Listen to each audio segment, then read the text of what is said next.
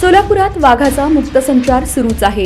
टिपेश्वर अभयारण्यातून आलेला हा वाघ सोलापूरच्या बार्शी धाराशिवच्या भूमपरांडा भागात फिरत आहे। वाघाने आतापर्यंत जवळपास 50हून अधिक पाळीव जनावरांची शिकार केली आहे।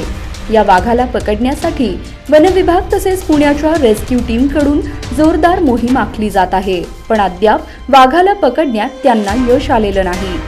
रेस्क्यू टीम आणि वन विभागाकडून वाघ फिरत असलेल्या भागात ट्रॅप कॅमेरे लावण्यात आलेले आहेत। या ट्रॅप कॅमेऱ्यामध्ये वाघ कैद झाला, पण घटनास्थळी जाईपर्यंत वाघाने तिथून पळ काढल्याचं अनेकदा घडलं।